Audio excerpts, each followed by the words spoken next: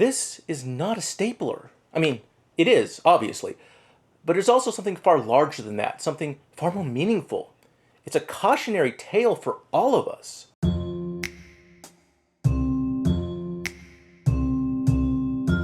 The stapler really took off in the late 19th century.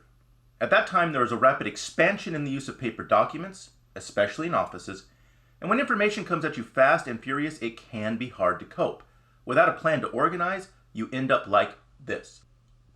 And don't laugh. We all know people like this in real life.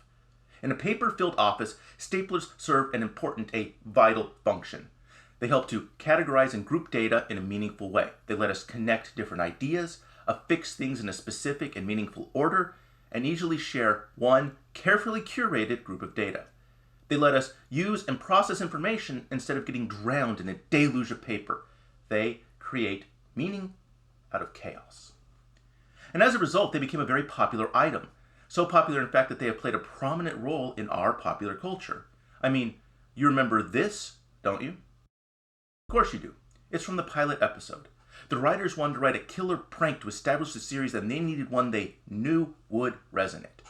Those of us who have watched both know that the US and UK versions of The Office have many, many differences. But for both, when it came to their series establishing joke, there was no better choice than the stapler. There's more. You've probably heard of, seen, and possibly even owned a red swingline stapler. They are everywhere, but they only exist because of a movie. That movie, Office Space, had a great cast, an absurdly funny script, and a wonderful shooting location. That said, it owes most of its success to the plotline surrounding Milton's stapler. This story of a man struggling to be reunited with his stapler is the prime motive force of the movie. And it is so very compelling. The marriage of Stephen Root and a stapler is so obvious in hindsight that I bet a dozen Hollywood producers are kicking themselves to this day. Anyways, to carry the heart of the movie, they wanted a stapler that would really pop and stand out on screen. But only Swingline agreed to let their brand be used, and they only made dark staplers at that time.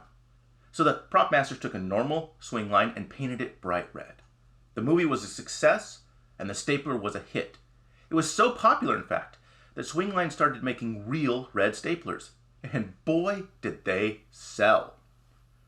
So, we have discussed their significance. But to really understand the growth of the stapler, we need to look at their history and how they have changed and adapted over time. Because while they are often used on it, staplers could not afford to be stationary. If we widen the definition of a stapler enough, they have been around for thousands of years, but for much of history, they were not a common item, and their purpose and function was very different to modern staplers. King Louis XV of France, for example, had a very fancy stapler. This, by all accounts, was a beautiful device. I looked very hard for a picture of it, but I came up sadly empty. The staples themselves were huge and made of gold and covered with jewels. This was not a device that was function first. It was a status symbol that very few people could own. For the stapler to become the runaway hit we now know and love, it would need to adapt. In 1866, a device called a paper fastener was developed by George McGill. That started us on the road to the modern stapler. It was a very limited device. It could only hold one staple at a time, and while it shoved the fastener through the paper, it didn't fasten it. That had to be done by hand. It was a step, but it was not nearly enough. 13 years later, McGill created the single-stroke staple press that would insert the staples and close them all in one stroke. Better, but still not enough. 16 years after that, the Hotchkiss Company came out with a stapler that could be loaded with multiple staples at a time. Hooray! Of course, this stapler required massive force to use. There are stories of people keeping a mallet near them to help them staple it. And you could load it with a string of staples, but it was very difficult to do. It was 42 years after that, in 1937, that Swingline finally created the modern stapler as we know it. Easy to load, easy to use.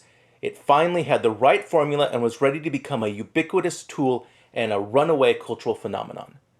But the stapler hasn't changed much since 1937, and that is the problem. We've made minor improvements to form and function, new sizes and colors, but little adaptation and little innovation. I mean, yes, someone took a normal stapler and attached a motor. Okay. But the world is changing again. For some time now, we have been reducing our use of paper, and more of our information is online.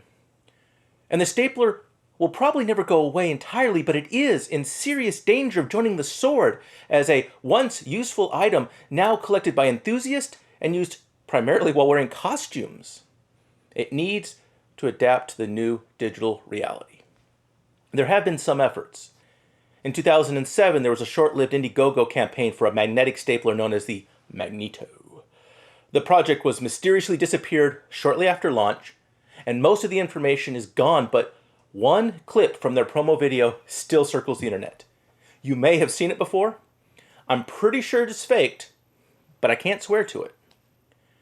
But even if it was real and had succeeded, it was just a higher tech version of what we already have. It didn't address the core problem. It wasn't adapting to the new digital reality. As far as I know, there's only one company that is working on making a true digital version of the stapler, other than a few novelty cell phone apps. Web startup staplR, spelled with no vowels and a capital R, of course, is working on a way to staple things like TikTok, Instagram, and YouTube. This digital stapler combines online things so they can be shared as an ordered group instead of individually. Creators can make staples to make it easier to binge on similar videos, and an individual could make staples of videos they like and pass them around. I don't know if this will work. I don't know if this will bring relevance to the idea of the stapler or not. So much depends on the unpredictable winds of zeitgeist, and that largely is the point. The stapler may or may not be at the end of its relevance unless it can successfully change with the times. And that is a story that is larger than just a device for stapling things together. This device is a symbol for the evolution of our species, our civilization, and how both people and ideas must adapt to survive and stay relevant. It is a reminder that the world changes and we must change with it or be left behind. I mean, why else is a man old enough to have this little hair just now starting a YouTube channel? This is not a stapler. I mean, it is, obviously, but it's also something far larger than that, something far more meaningful. It's a cautionary tale for all of us. And it's an idea worth exploring.